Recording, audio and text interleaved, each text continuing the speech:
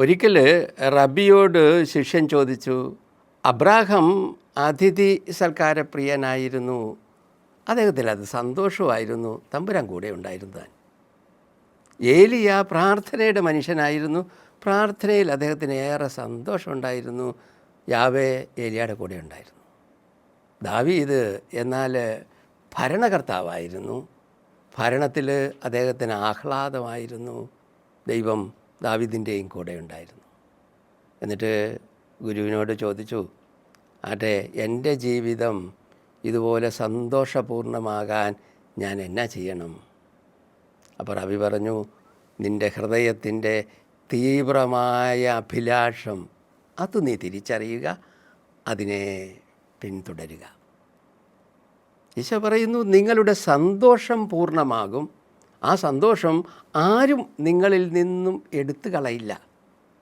ആർക്കും എടുത്തു കളയാൻ പറ്റാത്ത സന്തോഷം, പൂർണ്ണമായ സന്തോഷം ഉണ്ടാകാൻ എന്നാ ചെയ്യണം?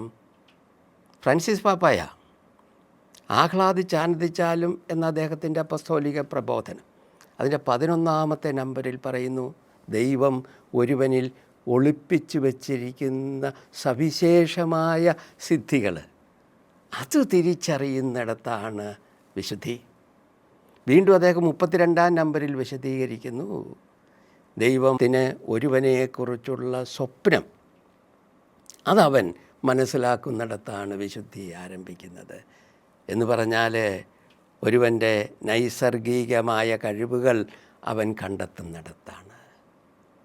ആർക്കും എടുത്തു കളയാൻ പറ്റാത്ത സന്തോഷം ഉണ്ടാകുന്നത് എങ്ങനെയാണ്?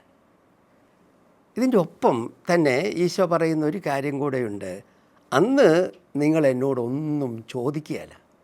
ഏത്? എടുത്തു കളയാൻ പറ്റാത്ത സന്തോഷം കിട്ടിക്കഴിഞ്ഞാൽ പിന്നെ ചോദ്യങ്ങളൊന്നുമില്ല, ആവശ്യങ്ങളൊന്നുമില്ല, റിക്വസ്റ്റുകളൊന്നുമില്ല, അപേക്ഷകളൊന്നുമില്ല. ഒരിടത്ത് അതിവിശുദ്ധനായ ഒരു മനുഷ്യനുണ്ടായിരുന്നു. അദ്ദേഹത്തിൻ്റെ വിശുദ്ധി തമ്പുരാൻ തിരിച്ചറിഞ്ഞു. എന്നിട്ട് മാലാഖയെ അയച്ചു, അദ്ദേഹത്തോട് ഏതെങ്കിലും ഒരു വരം ചോദിച്ചോ കൊടുക്കാമെന്ന് പറഞ്ഞു. മാലാഖ വന്നിട്ട് പറഞ്ഞു, ദൈവം സംപ്രീതനായിരിക്കുന്നു, എന്ത് വരം ചോദിച്ചാലും ദൈവം തരും. അപ്പം അദ്ദേഹം പറഞ്ഞു, എനിക്ക് വരങ്ങളൊന്നും ആവശ്യമില്ല, ദൈവത്തിൻ്റെ കൃപ മാത്രം മതി. അപ്പോൾ മാലാഖ പറഞ്ഞു, അത് പറഞ്ഞാൽ പറ്റുകയില്ല, എന്തെങ്കിലും ഒരു വരം ചോദിക്കണം. ആട്ടെ, രോഗികളെ സുഖപ്പെടുത്താനുള്ള വരം ചോദിച്ചോളൂ. അപ്പോൾ അദ്ദേഹം പറഞ്ഞു, അതിപ്പം നടക്കുന്ന കണക്ക് ദൈവം ഡോക്ടർമാരിലൂടെയും നേഴ്സുമാരിലൂടെയും സുഖപ്പെടുത്തുന്നത് പോലെ നടന്നാൽ മതി, എനിക്ക് വേണ്ട. അങ്ങനെയാണെങ്കിൽ പാപികളെ മാനസാന്തരപ്പെടുത്താനുള്ള വരം. അപ്പോഴും അദ്ദേഹം പറഞ്ഞു, അതെനിക്ക് വേണ്ട, ഇപ്പം തന്നെ വലിയ മനുഷ്യരിലൂടെ ഈ നന്മ സംഭവിച്ചു കൊണ്ടിരിക്കുകയാണ്.